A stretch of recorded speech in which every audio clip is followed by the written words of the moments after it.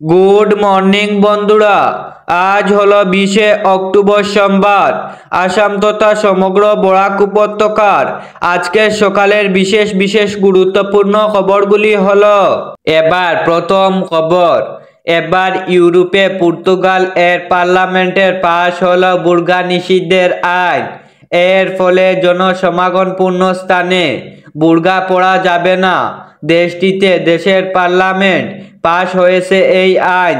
কয়েকদিন আগে বিল আকারে প্রস্তাবটি এনেছিল দেশটির কট্টর ডানপন্থী চেদা পার্টি।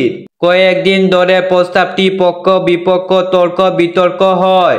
পর্তুগাল অবশ্যই ইউরোপের প্রথম দেশ নয় যারা আইন করে বুর্কা নিষিদ্ধ করল। ইউরোপের দেশগুলির মধ্যে প্রথম আইন জারি করে জনসমাগমপূর্ণ স্থানে বুর্কা নিষিদ্ধ করে বেলজিয়াম। 2010 সালে এই আইন পাশ হয়ে বিজলেস এর পার্লামেন্টে, তারপর 2016 সালে ফ্রান্স, 2012 সালে নেদারল্যান্ড, আবার 2016 সালে বুলগেরিয়া এবং 2017 সালে অস্ট্রিয়া এবং 2025 সালের জানুয়ারিতে সুইজারল্যান্ড এই আইন পাশ করে কার্যকর করা হয়।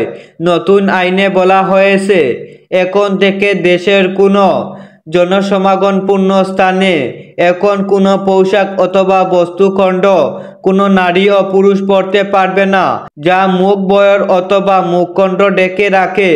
যদি কেউ আইন অমান্য করে তাকে সর্বনিম্ন 200 ইউরো এবং সর্বোচ্চ 4000 ইউরো জরিমানা প্রদান করতে হবে। বিস্তারিত ভোটার তালিকায় বৈধ নির্বাচন কমিশন। নির্বাচনের আগে তাদের চূড়ান্ত তালিকা দিতে হবে। আমরাও নজর রেখেছি, মোটেই মামলা বন্ধ করছি না। এই ভাষাতে এসআইআর ইস্যুতে নির্বাচন কমিশনকে সমঝে দিল সুপ্রিম কোর্ট। শীর্ষ আদালত আগেই জানিয়ে দিয়েছিল এতটুকু আইন বিরুদ্ধ কিছু হয়েছে প্রমাণ পেনে গোটা ইন্টেন্স রিভিশন অথবা এসআইআর বাতিল করে দেবে। তারা সেই আশঙ্কার বার্তাবরণ যে বজায় রেখেছে তা আরও একবার বুঝিয়ে দিল সুপ্রিম কোর্ট। 4 নভেম্বর পরবর্তী শুনানি প্রকাশ করবে। সেখানে দেখা হবে একজন বৈধ ভোটার নাম এক বাদ পড়া যায়নি এ ব্যাপারে নিশ্চিত না হওয়া পর্যন্ত নির্ধারিত রাখবে সর্বোচ্চ আদালত। বিহারে স্পেশাল ইন্টেন্স রিভিশন অথবা এসআইআর এর পর বাদ পড়েছে 68,63,000 নাম আর অন্তর্ভুক্ত হয়েছেন 21,53,000 ভোটার। ফলে গত 30 সেপ্টেম্বর নির্বাচন কমিশনের প্রকাশিত চূড়ান্ত তালিকায় ভোটারদের সংখ্যা হয়েছে 7,42,00,000। ফলে এসআইআর বিতর্ক জারি রয়েছে। আরও সুপ্রিম কোর্টের মামলায় 21 বছরই গৃহবধূর সাথে অত্যাচার সহ্য করতে না পেরে অ্যাসিডকে এই 21 বয়সী যুবতী নিজের প্রাণহানি করে। বিবরণে জানা যায়, বাবার বাড়ির লোকের মহিষের দাবি পূরণ না করায় স্বামীর ঘরের পরিবারের লোকজন সেই গৃহবধূর প্রতি অত্যাচার করত।